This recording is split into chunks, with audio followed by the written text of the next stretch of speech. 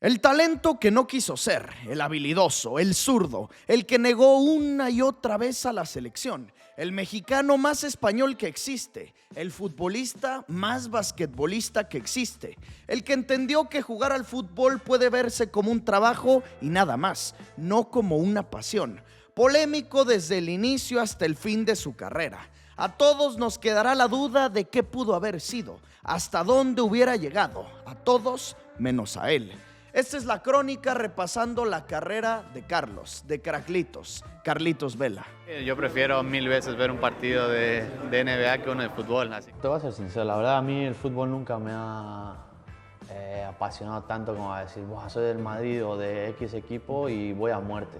Nacido en Cancún, Quintana Roo, en la playa, alejado del fútbol en México. En esa zona del país se practica el básquetbol o el béisbol, pero en su familia esto era diferente. Su padre Enrique fue un futbolista semiprofesional. Estuvo cerca de llegar, pero como siempre dicen, se chingó la rodilla. Él metía a sus hijos, a Alejandro el mayor y Carlitos, a un club local de nombre Cochahuolis, un club de nombre maya. Y aunque Vela prefería jugar básquetbol, su papá le insistía con el fútbol. Renunciaba al deporte gringo para enfocarse en la pasión de su padre, y es que el talento lo tenía como pocos. Zurdo, siempre zurdo, con buen golpeo desde lejos y con una habilidad única para encarar a los rivales. Y cuando apenas tenía 12 años aparecían las Chivas. El Güero Real, director de Fuerzas Básicas, tuvo un periodo de scouting en Cancún y claro, encontraron a Carlitos como la pieza clave.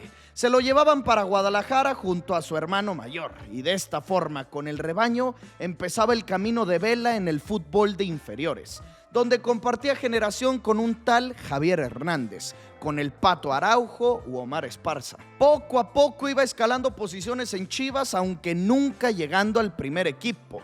Lógico, porque apenas tenía 14 o 15 años, pero era tal el talento que le encontraban que cualquier solicitud que él hiciera, concedida. Su familia había sufrido daños en su casa y en su vida después de un huracán fuerte que pegó en Cancún. Y entonces Carlitos puso como condición para renovar en Chivas el que mudaran a su familia a Guadalajara. Y esto Jorge Vergara aceptó.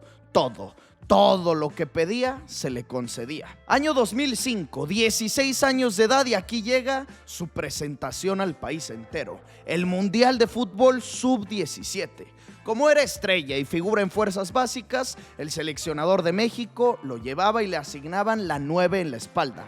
Chucho Ramírez se destacaba por encontrar talento en los jóvenes y conseguía de distintos clubes traer mucho talento. De América a un Enrique Esqueda que más tarde se convertiría en el Paleta. Adrián Aldrete del Morelia. De Cruz Azul a Edgar Andrade o César Villaluz. De las Chivas dejó fuera a Javier Hernández, al hijo del Chícharo, pero llevó a Vela, Omar Esparza y Pato Araujo. Y de Pumas a dos defensores, Héctor Moreno y Efraín Juárez. Reclutaba de todos los clubes mexicanos y hasta de un extranjero. Traía del Barcelona al hijo de Cicinho, un jugador brasileiro que estuvo en el América, pues él pudo mandar a sus hijos, Giovanni y Jonathan, a la Masía desde muy niños y entonces también él convocado. Así se formaba esta selección sub-17 con mucho talento que hoy reconocemos, pero que para esos momentos solamente Chucho Ramírez sabía. ¿Y qué podíamos esperar de esta selección? Nadie sabía. Debutaban en contra de Uruguay y lo hacían con victoria de 2-0. El estreno goleador de México, cortesía de Carlos Vela. Para el segundo juego, goleada 3-0 a Australia. Acá, con 2 anotaciones de Carlitos y entonces de inmediato la figura. Pasaron claramente de grupos y en los cuartos se tenían que medir a Costa Rica. La prueba se puso más que difícil. Efraín Juárez se hizo un gol en propia puerta, aunque él nos salvaba con un gol al 88, para así llevarlo a los tiempos extras. Y en el alargue, gol de México y el que mataba de Carlos Vela. Todos los elogios para este hombre, por su zurda, por su capacidad de meterse entre los rivales, por su habilidad goleadora. Y todo esto sin ser delantero centro, partiendo siempre a perfil cambiado, de banda derecha hacia el centro. Pasaron aplastantemente de Holanda en semifinales con un 4-0. siendo sensación en el país. Les apodaban los niños héroes. Nadie los conocía un par de semanas atrás y ahora en todos lados, hablando de Héctor Moreno, de Efraín Juárez, de Villaluz, de Dos Santos o Vela. Aunque para la final se creía que el momento de gloria finalizaba. Y es que el rival era Brasil, y ya por el simple nombre a todos asusta, a todos les da miedo o pánico, a todos menos a Chucho Ramírez y claro, al distinto, a Caraclitos. Él abrió la lata, su quinto gol del torneo y la noche terminaba en goleada. 3-0 le pegaron a la Canariña, 3-0 a Brasil y entonces campeones del mundo. Algo nunca antes visto en México. 20 jovencitos de 17 años o menos llevaban a nuestra nación a corear el himno en lo más alto. Vela, el goleador del campeonato.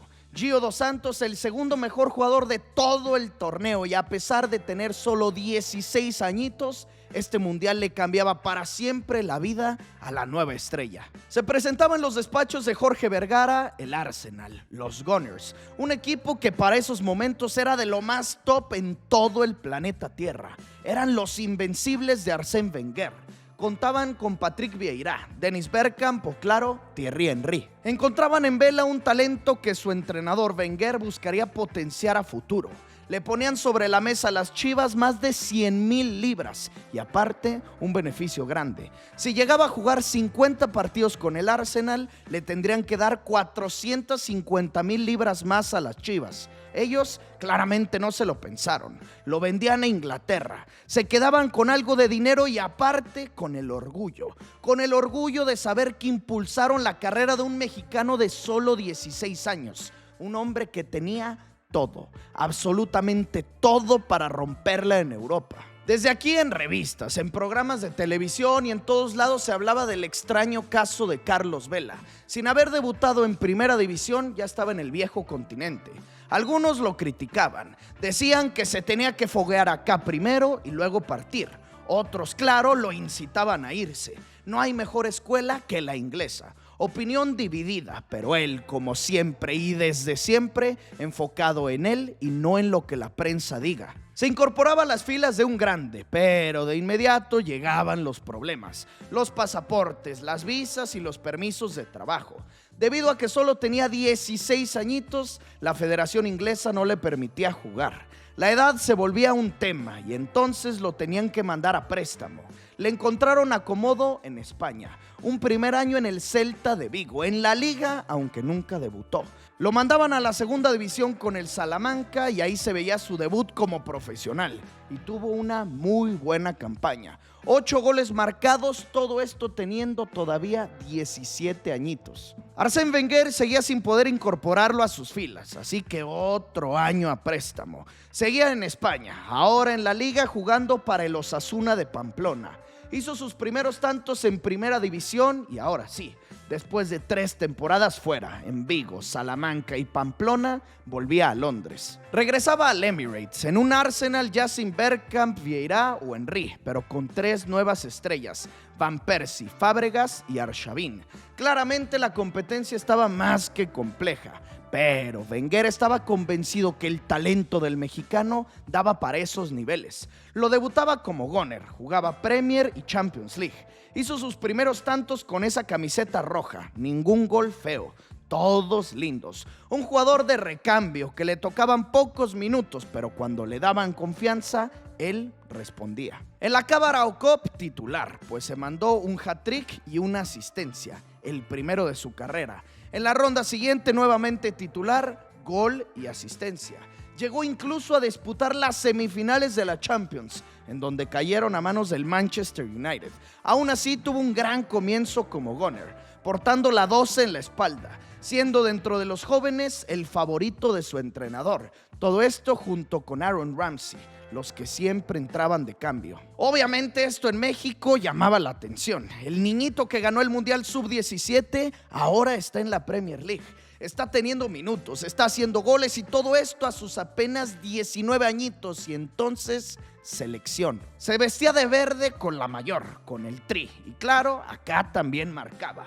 Madurez dentro de su juego, como titular o como suplente, por banda izquierda, por derecha o como delantero centro. Y tras esa primer campaña en el Arsenal, el Vasco Aguirre lo llamaba para su primer competencia oficial con México, la Copa Oro. Y si algo tiene Carlitos es que no solo es ser convocado o jugar, es trascender. Claramente la selección llegó hasta la final y como siempre el rival, Estados Unidos. Vela empezó el duelo desde la banca, lo metían al arrancar el segundo tiempo y entonces espectáculo del jovencito. Gol a los Estados Unidos y asistencia también. Contribuía con 2 anotaciones en un partido histórico. 5-0 vencían a las Barras y las Estrellas en la final. Campeones de Copa Oro, el primer título que festejaba con el tricolor. Su carrera parecía ir en ascenso. Los Gunners obviamente lo retenían, seguían obsesionados con su magia. En México diariamente se hablaba de él, de su proyección a futuro, de hasta dónde podría llegar. Si era nuestro nuevo Cuauhtémoc por el talento, pero él con recorrido en Europa. Podría ser nuestro equivalente a Maradona, el mejor mexicano de todos, superaría a Hugo Sánchez, la presión a tope y él, esto no le afectaba. Llegaba el 2010, el verano, y el Vasco Aguirre, claro, lo convocaba para el Mundial. Su primera Copa del Mundo, incluso lo ponía como titular en el debut, hacía un gol que terminaba anulado. También titular contra Francia, todo en su carrera pintaba de maravilla. Wenger decidió mandarlo a préstamo en la misma Premier League para que tuviera más minutos, para que se fogueara aún más. Partió al West Bromwich en donde volvían los goles e insisto, a todos nos figuraba como que su carrera al alza, a todos menos al que verdaderamente importa esto, a él. En general nunca me adapté a la vida en Londres, al fútbol inglés. No era feliz, no disfrutaba mi día a día. Nunca se sintió cómodo, en realidad nunca quiso estar y entonces llega en el 2011 la versión de Vela que todos conocemos, la que algunos tachan de engreído, de mamón, de egoísta, pero que él, fiel a sus convicciones, no haría participación en lo que no se sintiera cómodo, en lo que no le gustaba. Y eso eran 2 cosas. Primero, Inglaterra. Buscaría salir de la isla del fútbol y 2, la selección. Acabando el proceso de Aguirre, llegó el Chepo de la Torre. Obviamente él buscaba contar con la presencia de Vela y en un inicio, sí, todo bien, vistiendo la verde, pero cuando llegaba el verano del 2011, cuando tronaba y daba esas declaraciones, prefería enfocarse en él, en su tranquilidad, en su paz, y entonces le agradecía su interés a la federación, al Chepo, y les decía que por el momento se haría a un costado de México. Les pedía que no lo convocaran. Obviamente esto en nuestro país no fue tomado para bien, ni mucho menos. ¿Cómo niegas a tu país? ¿Cómo le dices que no a tu selección? Es el sueño de millones y él lo desprecia. Y entonces, de un momento a otro, Vela dejaba de ser la figura, la sensación y se tornaba como en una especie de villano, de enemigo, de traidor de la patria. Y esa figura de idolatría ahora le pertenecía al que unos años atrás fue negado por la Sub-17, Javier Hernández. En el 2005 el Chicharito se quedó con las ganas de ir a ese mundial. No se le dio la oportunidad y a Carlos todo lo contrario. Y ahora, unos cuantos años después, el talentoso, el crack, Craclitos se convertía en el enemigo y el tronco, el que luchaba, el que tenía que trabajar el triple, conseguía sus oportunidades y entonces Javier, el ídolo. Su carrera entraba en una incógnita grande, dejaba ir lo que todos soñaban, selección y Premier League. Estaba caminando por una bandeja de oro, de plata y prefería irse a lo demás. Se aventuraba a un reto que nadie desearía, pero que él estaba consciente y convencido que era el camino correcto a seguir. Volver a España y a un club para nada relevante. En el 2011, Carlos Vela se vestía con los colores de la Real Sociedad, un equipo que recientemente había ascendido, en San Sebastián, una ciudad pequeña, playera que le recordaba a donde creció, a Cancún, y aparte, un equipo que tenía pocas expectativas de hacer algo grande. El Arsenal lo mandaba a préstamo y así empieza el momento que cambiaría su carrera. Claramente el arranque para él y para sus compañeros fue complicado, porque desde la jornada 6 y hasta la 12, ni una victoria. un empate, 6 derrotas, destinados a hundirse, a volver a la segunda división. Él sin ni un solo gol marcado. Hasta el mes de noviembre se pudo estrenar y de ahí para arriba. Descubrí a su entrenador jugadores jóvenes en todas las posiciones. En defensa central, 20 años, Íñigo Martínez. En el centro del campo, Asier Illarramendi, 21 años. Como delantero, Antoine Griezmann, 20 años. Un francés que tenía bastante tiempo en las fuerzas básicas y bueno, aunque Vela ya tuviera un recorrido interesante, aún seguía teniendo 22 añitos. Le tomó varias semanas el adaptarse, pero una vez que lo hizo, no paró. Gol al Barcelona de Guardiola, doblete al Español, marcando y asistiendo en jornadas consecutivas. Gol al Atlético del Cholo. En total se despachaba con 12 goles y 7 asistencias. Y entonces todas esas críticas que recibía en México se tornaban en elogios. Le pedían perdón por despreciarlo, por negarlo y empiezan los ruegos. La federación, la selección le rogaba porque volviera, porque quisiera vestirse de verde una vez más. Él seguía enfocado en lo mismo. La Real Sociedad con el objetivo único de comprarlo. Y aunque en Arsenal siempre tuviera las puertas abiertas, él no quería volver a Inglaterra. Así que la directiva Goner accedió y lo vendían por 14 millones de euros. Unas cifras impensadas, casi impagables para un club como la Real Sociedad. Pero ellos confiaban en que esto les traería resultados. Y fue aquí donde se le presentó a Europa entera una de las duplas sensaciones de esta campaña: Griezmann-Vela. Ambos zurdos, ambos hombres de ataque con movilidad por todo el campo. Y también una Real que se llevaba los titulares en la liga. Le hicieron un par de partidazos al Real Madrid de Mourinho. En el Bernabéu perdieron 4-3, casi sacando un punto del Templo Blanco. Y en Anoeta un 3-3. Le ganaron al Atlético de Madrid y también al Barcelona. A Messi le remontaron un 2-0. Perdían 2-0 con el Barça, pues terminaron ganando 3-2. Con todos los equipos top de España puntuaron. Vela y Antoine, los ídolos, pero claro, en otras posiciones existían jugadorazos. Claudio Bravo, estrella de Chile, y Illarramendi, convocado con España ya, pues pasaron de ser un equipo del montón que aspiraba a no descender a estar en el cuarto lugar de la tabla. Ahí finalizaban, solamente por detrás del Barça, Madrid o Atleti. Ese nivel de temporadón tuvieron. Carlitos Vela con dobles dígitos, 14 goles y 11 asistencias. Antoine, 11 goles y 5 asistencias. El fichaje, esos 14 millones de euros que pagaron parecían poco, porque ahora estaban a las orillas de jugar la Champions League. Tuvieron que jugar la fase de clasificación ante el Olympique de Lyon para conseguir el boleto a los grupos. Y fue aquí donde el nivel de idolatría y en general el nivel de fútbol de ambos tronó. La dupla del francés y el mexicano.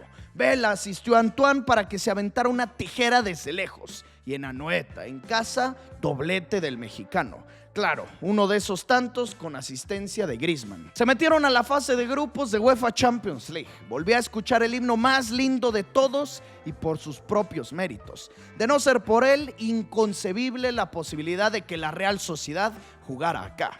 La temporada 2013-2014 para mí es el prime de este hombre. Fue donde mejor se le vio en todos los aspectos. Y ya no me quiero meter en números, goles o asistencias. Era a lo que jugaba, el distinto, el diferente, esa zurda. Sin duda uno de los mejores de toda la liga.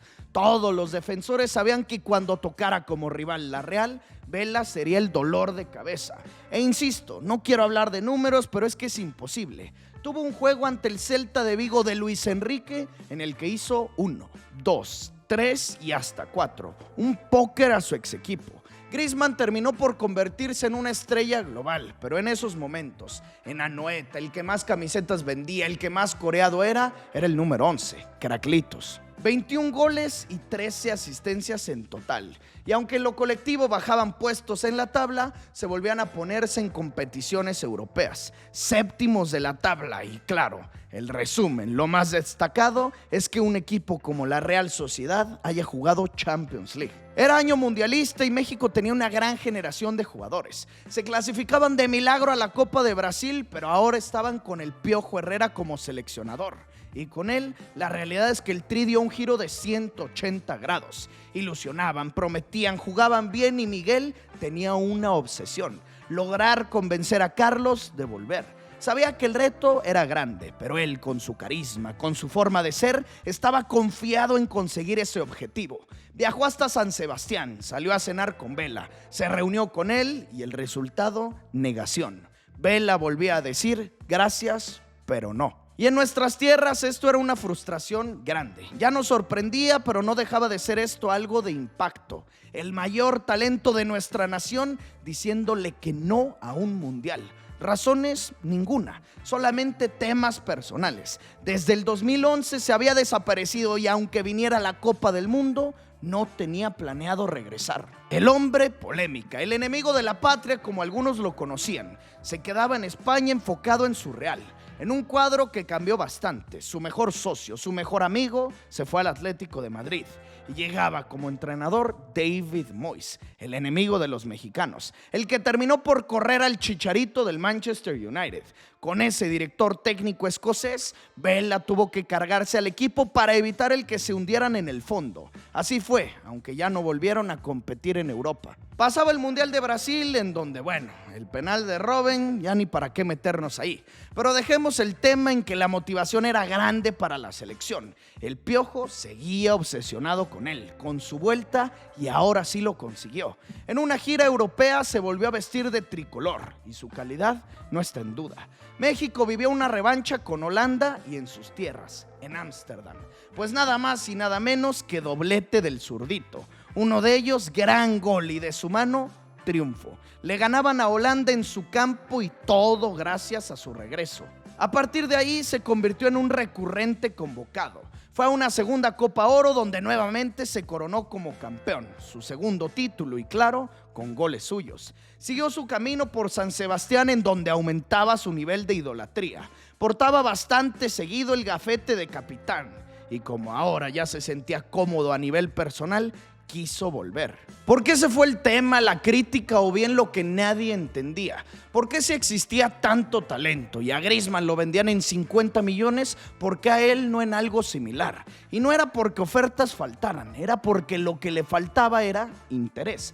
Vela veía esto como un trabajo y nada más. Él se sentía cómodo, feliz, tranquilo en San Sebastián y no necesitaba de nada más. En Inglaterra sufrió y por eso prefirió apartarse del Tri. Y cuando finalmente encontró estabilidad en su vida, dijo: ok, vuelvo a mi país. Ahora dirigidos por Juan Carlos Osorio, se clasificaban al Mundial de Rusia obteniendo puntos cruciales gracias a él. En el Azteca, ante más de 80,000 personas y contra Estados Unidos, hacía un golazo demostrando de nueva cuenta su calidad. Y cada que metía gol volvíamos a lo mismo. ¿Por qué? ¿Por qué no quiere más? La respuesta muy sencilla y él mismo la daba. 1000 veces antes. Puedo ver 4 partidos de básquetbol y uno de fútbol, 10 minutos le cambio. Es una parte más importante que el fútbol. El fútbol es simplemente un trabajo. Y justo esa pasión que él tenía por el deporte del aro y la canasta lo llevaba a cerrar una etapa larga por Europa para volver a su continente. Pero no a México, volver para acercarse a lo que realmente le gustaba, la NBA, Los Ángeles. Desde el 2005 y hasta el 2018 en Europa. 7 largos años vestido con los colores de la Real Sociedad. Se marchaba como ídolo, como figura indiscutida. Lo discutido era la razón por la que se iba. Apenas 29 años, pero él, como siempre, aventurero, polémico, distinto. Apostaba por algo nuevo, un club nuevo, el LAFC. Una franquicia sin estrenar en la MLS que, es más, ni un solo jugador tenían, solo él. Fue la primera adquisición del equipo y empezaba su recorrido con el equipo de la Ciudad del Tráfico en marzo del 2018, a las orillas del Mundial. Osorio, claro, lo llamaba dentro de sus 23 para la Copa de Rusia, en donde jugó todos los partidos, donde hizo su único gol en Copas del Mundo ante Corea por la vía del penal, pero como siempre, perdiendo en octavos de final. Pues ese duelo ante Brasil, en el que cayeron eliminados, fue el último partido que se le vio con la camiseta del tricolor. A partir de ese momento, desde el 2018 y en adelante, se enfocó solamente en su nuevo reto, en el LAFC, donde no solo fue el primer jugador, era el 10 y el capitán, la estrella de toda la MLS. Aquí se vivieron goles, goles, goles, goles, golazos, golazos, golazos. Más goles que partidos jugados en su primer campaña completa. 36 partidos, 38 anotaciones y 12 asistencias. Una brutalidad, una bestialidad de temporada. Los convirtió en los líderes de toda la liga. Festejaron en 2 ocasiones el trofeo de la Supporters Shield. Ganaron la MLS Cup del 2022. Participaron también en Conca Champions, donde eliminó y fue eliminado por clubes mexicanos. Carlitos, desde el 2018, con este cambio, consiguió lo que siempre soñó: tener un trabajo estable en el cual ganaba millones y millones de dólares, pero no solo eso, no solo era el tema del trabajo, era tener la posibilidad de vacacionar, de estar junto a su familia, de vivir seguro, tranquilo y cercano a su pasión, la NBA. Constantemente se le veía asistiendo a los partidos de los Lakers o de los Clippers. Al terminar el 2023, cuando tenía ya 34 años, decidió apartarse por un rato del fútbol, sin anunciar nunca su retiro, y el LAFC pendiente de lo que él quisiera hacer. Si quería volver, adelante. Era su ídolo, su mejor futbolista. Si quería retirarse, también. Y todo eso que les mencionaba, de tema con convivencia con su familia, de sus pasiones, de su tranquilidad, él lo anunciaba. Decía en septiembre del 2024 que volvía para un last dance, para despedirse de su gente, de sus fans, del fútbol, pero que esos 9 meses de descanso los disfrutó y bastante. Disfrutas, puedes dar más cosas con tu familia, puedes disfrutar de otras cosas que lo que tú dices, el sacrificio del fútbol te quita.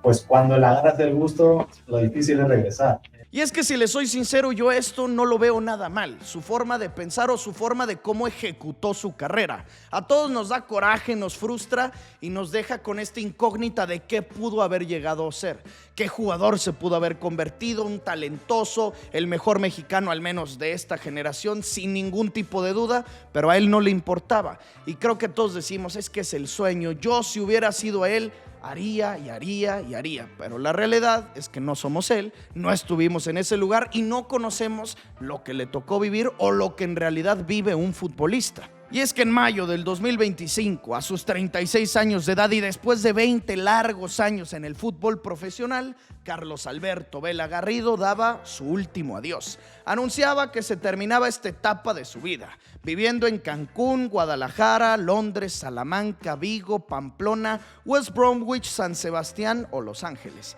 viajando por todo el mundo, representando a su nación desde niño y, aunque no lo hizo todo el tiempo, también cuando fue adulto.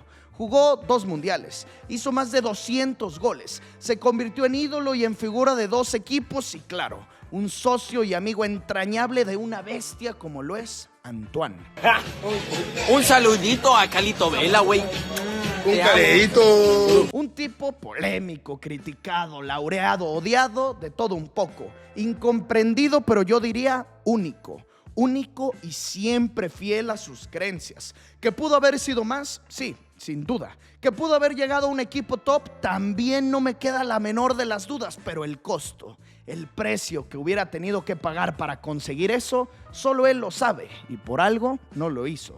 Aún así, su carrera es enorme, su legado es grande y su forma de juego difícilmente se le ve a un mexicano. Esta fue la historia, el repaso, la crónica por la carrera de Carlitos, Craclitos, Carlos Alberto Vela Garrido.